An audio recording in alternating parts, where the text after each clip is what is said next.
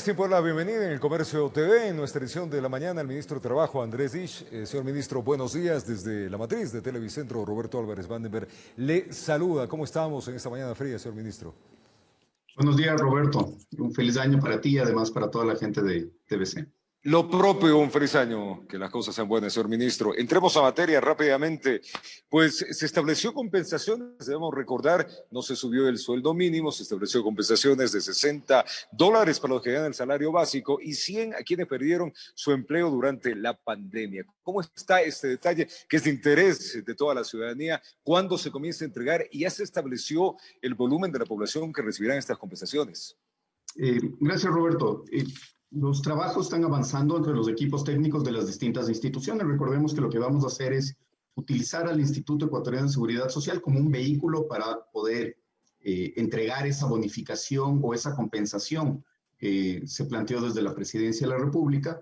Por lo tanto, lo que se tiene que hacer es ajustar algunos pasos previos, por ejemplo, la generación del proyecto de inversión que permita ese pago.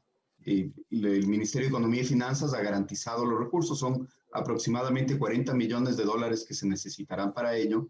Tenemos identificado un número muy aproximado de los beneficiarios, de acuerdo a la propia información que tenemos del Instituto Ecuatoriano de Seguridad Social, y por lo tanto en este momento lo que se está haciendo es avanzando muy rápidamente con esos plazos previos necesarios para la compensación, para poder cumplir además dentro del plazo que se ofreció. El plazo establecido fue el primer trimestre de este año, ¿no? El primer trimestre es correcto, se va a cumplir con ese plazo. ¿En cuánto cayó pues, el informal, señor ministro, en el 2020? Se cortó un poco la comunicación, Roberto. ¿Me preguntabas por...? A ver, ¿me escucha ahí mejor, señor ministro? Ahora sí, muchas gracias. Perfecto. Yo le estaba preguntando, señor ministro, ¿en cuánto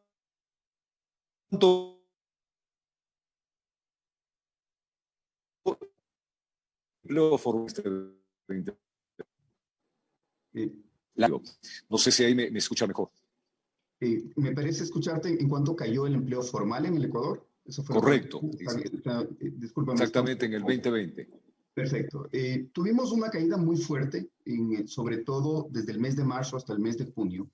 Llegamos a tener en cifras absolutas, de acuerdo a las encuestas del INEC, 13,3% de desempleo, es decir, multiplicamos el desempleo casi 3 veces en relación a lo que teníamos en marzo. Tuvimos también una caída muy fuerte en el empleo formal. El empleo formal lo podemos medir sobre todo con los contratos de trabajo registrados en el Ministerio de Trabajo. Y esta caída también tuvo una trayectoria muy parecida, sobre todo de marzo hasta junio, julio, fue sumamente pronunciado. Pasamos de más o menos 2.450.000 empleos a 2.250.000. Por lo tanto, 200.000 empleos formales perdidos netos fue el número. Eso se ha ido recuperando. Desde el mes de julio comenzamos a ver que cada mes había más empleo formal que el mes anterior. Todavía estamos con una cifra lejana. Creo que el signo positivo es que hemos tenido ya 5 meses seguidos de crecimiento del empleo formal. Estamos en este momento en aproximadamente 2.300.000 o 2.290.000 empleos formales, con lo cual la brecha es de aproximadamente menos 130.000 empleos formales que antes de la pandemia. Por lo tanto, tenemos un trecho largo todavía que recorrer.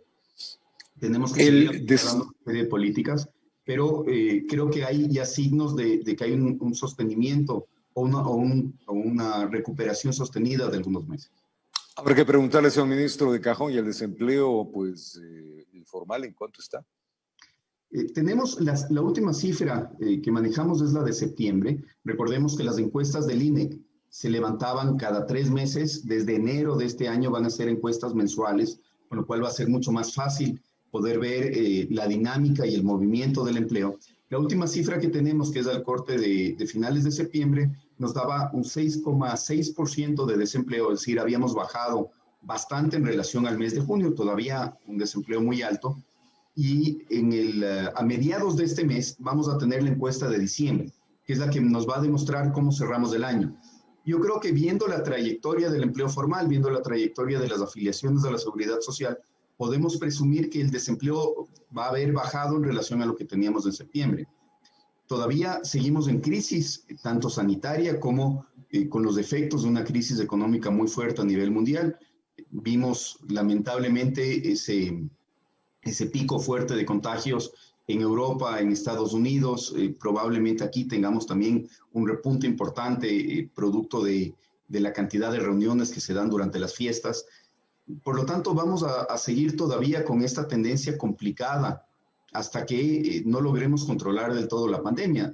Ahí hay que hacer varios esfuerzos. Hay que tener un tema de muchísima corresponsabilidad de todos los ciudadanos para evitar que esto se siga agravando. Y tenemos que seguir impulsando acciones para fortalecer protocolos, para fortalecer procedimientos y también para incentivar nuevas inversiones y nuevos emprendimientos que puedan generar cifras de empleo adecuadas. Y en medio de eso, en el poco tiempo que le queda al gobierno, se plantea una reforma laboral, señor ministro. ¿Cómo está esto? ¿Cuáles son los ejes de esta reforma laboral? Así es. Y Roberto, creo que aquí es importante señalar una cosa. Esto no se está planteando porque se esté llegando al final de un gobierno. Esto se está planteando porque es una necesidad imperiosa para todos los ecuatorianos y tiene que ser algo que se sostenga en el largo plazo. Los problemas laborales son problemas estructurales que se vienen arrastrando desde hace muchas décadas para acá. La pandemia lo que ha hecho es agravar estos problemas o evidenciarlos de una manera mucho más clara. Pero los problemas estaban ahí. La informalidad de casi la mitad de la población ha sido histórica. Las brechas de género han sido históricas. Los problemas de acceso de los jóvenes al mercado formal también han sido históricos. Por lo tanto, esta reforma que lo que necesita hacer es modernizar una serie de instituciones, generar oportunidades para la generación de trabajo y también la generación de capacidades es un tema sumamente urgente y hay la decisión de presentar a la Asamblea Nacional 2 paquetes de reformas. El primero es el paquete de reformas de economía violeta que está listo. Lo único que se necesita en este momento es definir la fecha de envío, porque recordemos que un proyecto económico urgente solamente puede ser mandado de manera individual, no en simultáneo. Correcto. Proyectos económicos urgentes y tenemos también una urgencia con el Código Monetario. Y el otro paquete de reformas, que también es sumamente importante, atacará a varios de los otros problemas estructurales que tenemos. Por ejemplo, cómo vamos a mejorar los sistemas de garantía de derechos, cómo vamos a incorporar de manera permanente aquellas modalidades contractuales que mejor funcionan para generar plazas de trabajo, etcétera. Así es que son 2 proyectos que se espera mandar a la Asamblea en estos meses que faltan. Y también esperamos que la Asamblea, al ser temas que han sido muy consensuados con la ciudadanía, muy discutidos con diferentes actores y sobre todo con actores que no habían tenido antes un espacio en la mesa de conversación, sean recogidos de manera positiva y ojalá sirvan como una base muy sólida para crear el futuro de las relaciones laborales que todos queremos. Señor ministro, para entender el porqué de la reforma, sería bueno también establecer cuáles son los problemas, los nudos críticos que tiene el mercado laboral en nuestro país. Tenemos algunos. Creo que el más grave es que muchísimos ecuatorianos no logran conseguir un trabajo formal y se mantienen al margen de la formalidad en empleos que son inadecuados, en empleos donde reciben menor remuneración que el básico, por ejemplo, o en condiciones muy críticas y muy graves. Y esto sucede porque a ratos el exceso de regulación o el exceso de condiciones hace que sea un mejor negocio arriesgarse en la informalidad que cumplir con la ley. Por lo tanto, hay que remover esas barreras que están impidiendo que los ecuatorianos consigan un empleo formal, que están dificultando además del control del Estado para poder proteger adecuadamente los derechos y que están quitando oportunidades. Porque pensemos en lo que está pasando en este momento. Hay una situación complicada. Una persona que quiera emprender o ponerse un negocio le está apostando realmente a una incertidumbre muy grande. Por lo tanto, esa persona que está queriendo generar plazas de trabajo, lo pensará 2 veces si es que las cargas son muy difíciles de asumir en caso de que el negocio fracase. Lo mismo sucede cuando se quiere aumentar una línea de producción, cuando se quiere ampliar un negocio ya existente.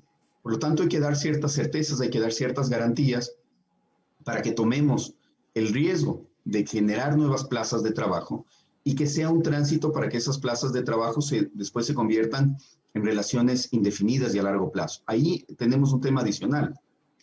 La legislación actual termina penalizando o castigando de efecto a los trabajadores que más tiempo se mantienen en las empresas, porque son vistos después como una carga difícil de asimilar, sobre todo por el tema de la jubilación patronal. y termina Correcto. viendo a los empleados que han sido más responsables, que han hecho mejor las cosas, que tienen más experiencia, y esa buena actuación que les ha permitido quedarse mucho tiempo en las empresas, les termina jugando en contra. Por eso queremos también mejorar la institución de la jubilación patronal. Queremos que los trabajadores y los empleadores puedan apostarle por relaciones de largo plazo y que mientras más tiempo dure un trabajador en la empresa sea mejor valorado, tenga mejores remuneraciones o mejores retribuciones y que no sea visto como una carga. Ahí hay un tema que me parece importantísimo para poder solidificar las relaciones de largo plazo. Ese es en el caso de la reforma a la jubilación laboral, que se estaría planteando pues un ahorro. ¿De qué manera se lo está planteando para que lo entienda bien el empleador en este caso? ¿Qué es lo que sucede ahora? Los empleadores tienen, teóricamente, porque esto sucede muy poco, la obligación de provisionar todos los años Correcto. un monto para que cuando el trabajador cumpla 25 años, reciba este incentivo de la jubilación patronal directamente de parte del empleador. Aquí no hay que confundirnos con la del IES, esa es otra y sobre esa no se está hablando, solamente sobre la que no existía hace 80 años el IES. La caja de pensiones tenía algunos beneficios, pero no todos, entre esos no los de la jubilación. Por lo tanto, lo que se buscaba era dar un soporte adicional. Esto lamentablemente ha derivado en una carga que se vuelve imposible de pagar, porque cuando el trabajador cumple 25 años, muy pocos son los empleadores que tienen el músculo financiero o la capacidad de tener guardado una gran cantidad de dinero durante muchos años para poder cumplir con la obligación. ¿Y qué es lo que sucede? A los 19 años son despedidos, porque Sí, claro. resulta más barato el despido que la jubilación. Así es que lo que se está planteando es que a cada trabajador se le genere una cuenta individual donde de manera constante se vayan depositando valores de manera pequeña, ¿no es cierto?, que no afecte, por lo tanto, la carga laboral y que ese fondo le siga al trabajador indistintamente de con qué empleador está. Porque otra de las cosas que pasa mucho es que en promedio el contrato de trabajo dura 5 años. El 85% de los ecuatorianos tienen contratos de hasta 5 años y a los 5 años se cambian o porque consiguieron un nuevo trabajo o porque son despedidos y consiguen otro. Por lo tanto, pierden también muchísima de esa antigüedad. Lo que queremos es que esa antigüedad le siga al trabajador. Entonces, si está con el empleador A, acumulará los años con el empleador A, se pasa al empleador B, acumula también esos años y ese fondo sigue creciendo. Y ese fondo, una vez que el trabajador cumple 25 años, sea con el mismo empleador o con distintos Lo retira. lo puede aprovechar. Con lo cual, no pierden los beneficios. Generamos también un sistema muy interesante de incentivos para mejorar los puestos de trabajo, porque si es que tú, Roberto, tienes en el canal 18 años de contrato y te ofrecen un mejor trabajo, tal vez dices, a pesar de que el otro es un mejor trabajo, prefiero no perder mi antigüedad y me quedo donde estoy. Claro. Si tuvieras Correcto. este beneficio de poder llevarte la antigüedad, sería muy bueno para ti. Y también es bueno para el empleador, porque el empleador puede planificar de una manera mucho más adecuada y sostener a sus trabajadores de una manera Y más se le fácil. quita un peso de encima también. Así es, correcto. Y Ahora, ministro, en el tema de la brecha laboral, porque hay otro lío más, brecha laboral entre hombres y mujeres, ¿qué plantea la reforma? Eso es un problema gravísimo, Roberto, y eso se está atacando desde el proyecto de ley de economía violeta. ¿Qué es lo que hemos hecho ahí? Identificar cuáles son los problemas más graves para las mujeres, cuáles son los problemas que están generando condiciones más injustas para las mujeres y tratar de darles soluciones muy puntuales. El primer problema que tienen las mujeres es que acceden en menor cantidad a trabajos formales que los hombres. De cada 10 trabajos que se crean, 7 se van para hombres y 3 se van para mujeres. ¿Sí? 70% de los trabajos formales se van a hombres y 30% a mujeres. Entonces tenemos que facilitarles a las mujeres el acceso al mercado formal. ¿Cómo lo estamos planteando? Con un incentivo tributario para que cuando una empresa contrata a una mujer adicional, lo que queremos es que sea incremental, que se generen nuevas plazas de trabajo, esa contratación tenga una deducibilidad adicional del 50% en relación a que si se contratara un hombre. Por lo tanto, mientras más mujeres se contraten y mejor se les paga a las mujeres, más beneficios hay para todos, para la empresa y para la mujer contratada. El Y segundo el problema, tema de, sigamos, ministro. sí, el segundo problema, Roberto, es que tenemos una diferencia de remuneración en el mismo cargo entre hombres y Tácito. mujeres. Las mujeres ganan 16% menos en el mismo trabajo haciendo las mismas cosas que un hombre. ¿Qué es lo que estamos haciendo aquí? Generando condiciones objetivas para que se pueda determinar si existe algún tipo de discriminación en relación a la remuneración y poder asegurar este principio de justicia que es a igual trabajo, igual remuneración. La tercera cosa, ¿cómo hacemos para que las mujeres crezcan dentro de la estructura empresarial? Tenemos un problema de acceso que ya habíamos hablado, pero también tenemos un problema de crecimiento. A medida que subimos en la pirámide empresarial, cada vez hay menos mujeres y en los cargos de decisión más altos hay apenas un 5% de mujeres en relación a un 95% de hombres.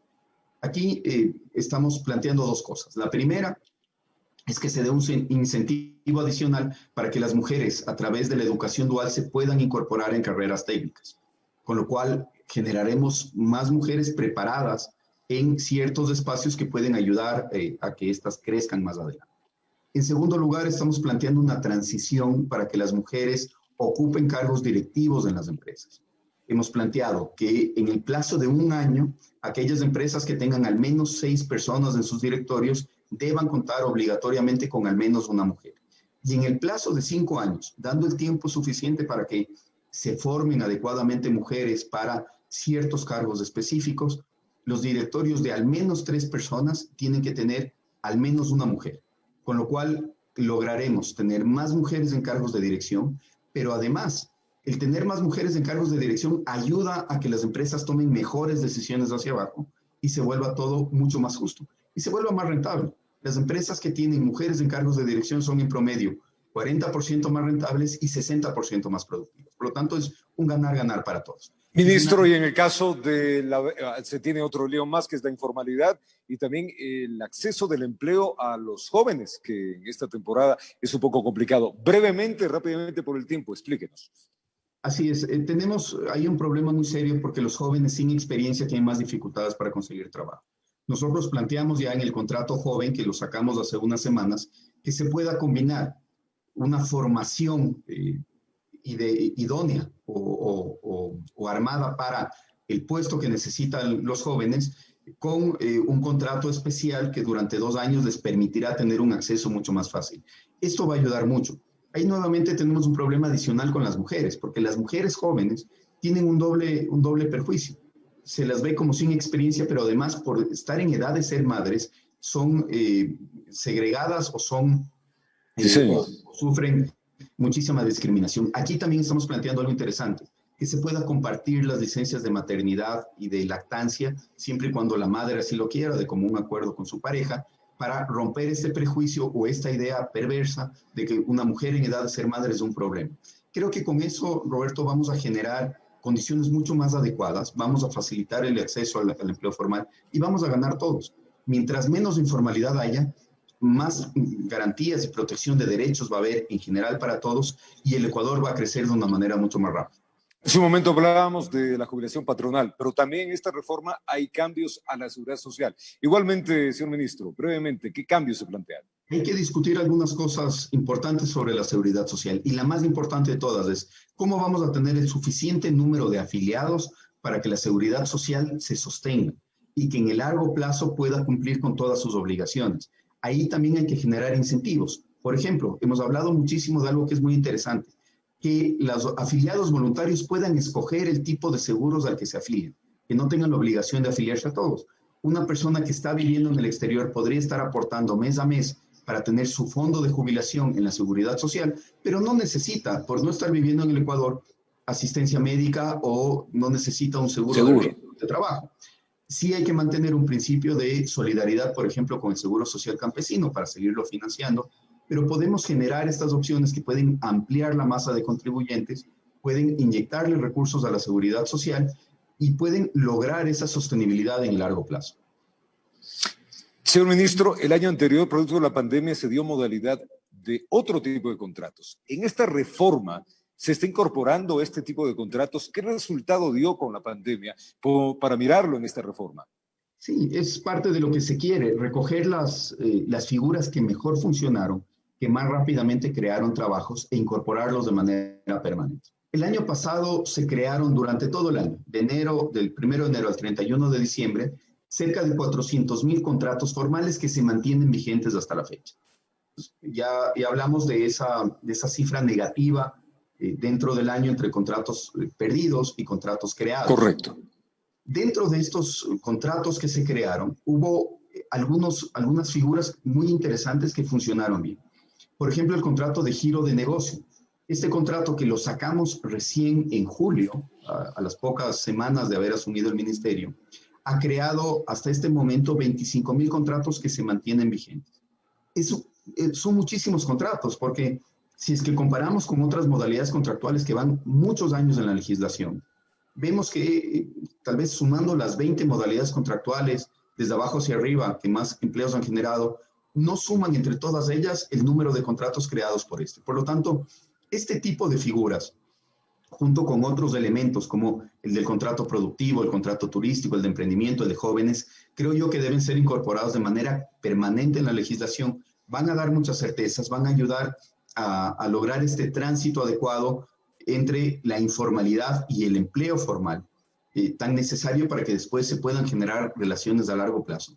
Y además nos van a ayudar a enfrentar un mundo muy cambiante, muy dinámico, que tiene otras condiciones, que se maneja de forma mucho más constante alrededor de proyectos, por ejemplo, o de estos especialistas que actúan como freelance, trabajando en una empresa en un momento, en otra empresa en otro. Hay que permitir esa movilidad adecuada, siempre protegiendo derechos y viendo cómo se genera esa red de sustento social y de protección para darles unas mejores condiciones a los ecuatorianos. Finalmente, ministro, esto va a manos de la Asamblea. ¿Para cuándo está y qué esperanza tienen de que se apruebe en este mismo gobierno?